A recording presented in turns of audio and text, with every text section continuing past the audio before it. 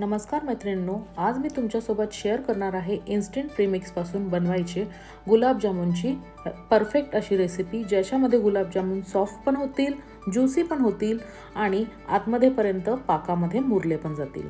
कधी कधी गुलाबजामुनमध्ये आतमध्ये कच्चे राहतात, तळताना फुटतात किंवा पाक घट्ट होतो किंवा पाक पातळ होतो. गुलाबजामुन पूर्ण पाकात मुरत नाही.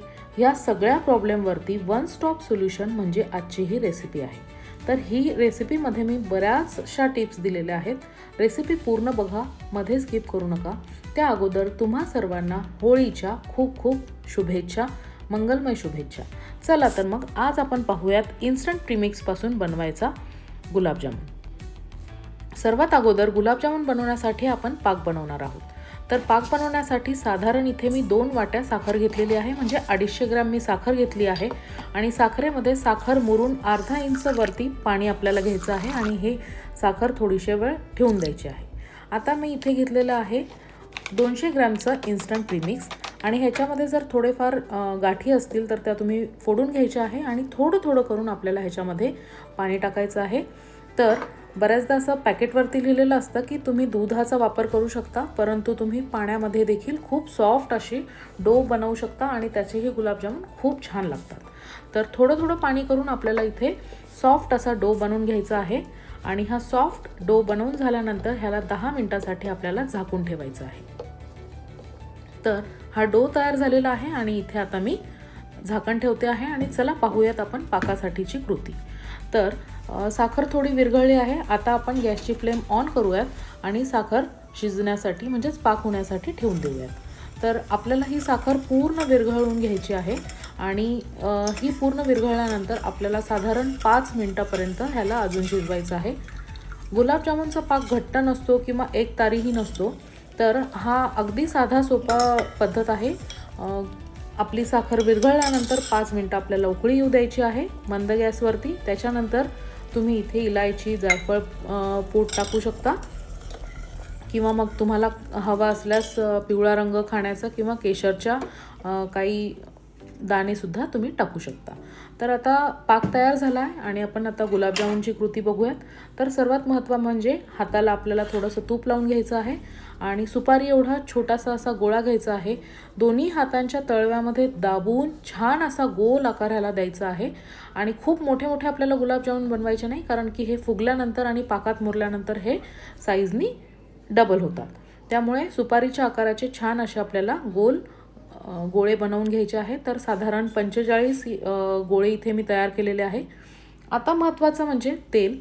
तर तेल कोमट पाहिजे आपल्याला, खूप जास्त गरम नाही पाहिजे आणि खूप जास्त थंडही नाही पाहिजे. कोमट तेलामध्ये आपल्याला साधारण 7 ते 8 गुलाबजामुन एका वेळेस टाकायचे आहे.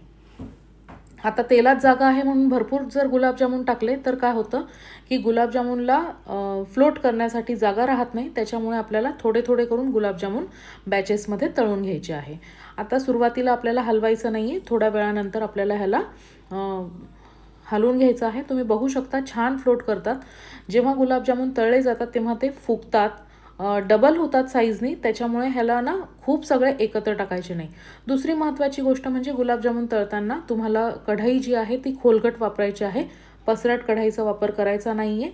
पसरट कढईचा वापर ह्यासाठी करायचा नाही आहे कारण की गुलाबजामुन एका साईडने तळले जातात, दुसऱ्या साईडने जेव्हा तुम्ही त्याला पलटवतात तेव्हा ते अर्धवट तळले जातात. त्याच्यामुळे खोलगट कढईचाच वापर करायचा आहे. गुलाबजामुन लालसर झाल्यानंतर, ह्याचा हा आयडियल कलर आहे, एवढे लालसर झाल्यानंतर तुम्हाला कोमट पाकामध्ये ते टाकायचे आहे. साधारण मी तेलातून तळलेले आहे आणि डायरेक्ट मी पाकामध्ये टाकलेले आहे. पाक जर जास्त गरम असेल तर गुलाबजामुन फुटतील. पाक जर थंड असेल तर त्याच्यामध्ये गुलाबजामुनचा पाक शिरले जाणार नाही. त्याच्यामुळे पाक फक्त कोमट पाहिजे, म्हणजे आपल्या हाताला टच होईल, आरामात आपण टच करू शकतो एवढंच गरम आपल्याला पाक ठेवायचा आहे. आणि हे आता 10 मिनिटामध्ये छान ह्याच्यामध्ये पाक मुरले जाईल आणि पाक मुरला की गुलाबजामुन खाली बसतील. तर एक बॅच पूर्ण मी इथे भिजवून घेतलेले आहे पाकामध्ये. आता मी दुसरे गुलाबजामुन घेते आहे. तर पहिली बॅच मी काढून ठेवली, आता दुसरे मी गुलाबजामुन टाकते, जेणेकरून त्याच्यातही जागा राहील आणि हे व्यवस्थित पाकामध्ये मुरले जातील. तर ह्या टिप्स तुम्हाला कशा वाटल्या मला नक्की कळवा आणि तुम्हीही ह्या पद्धतीने गुलाबजामुन तयार करा. दुसरी महत्त्वाची म्हणजे गुलाबजामुन तळत असताना तुम्हाला खोल कढाईचा वापर करायचा आहे, पसरट नाही. पसरट कढाई गुलाबजामुनसाठी नाही तर जिलेबीसाठी असते आणि खोल कढाई जी आहे ती गुलाबजामुनसाठी असते. तर तुम्हीही ह्या पद्धतीने नक्की एकदा गुलाबजामुन ट्राय करा आणि तुम्हाला ह्या टिप्स कशा वाटल्या तेही मला कमेंटद्वारे कळवा. तर भेटूयात पुन्हा अशाच एका नवीन रेसिपीमध्ये. त्यासाठी धन्यवाद.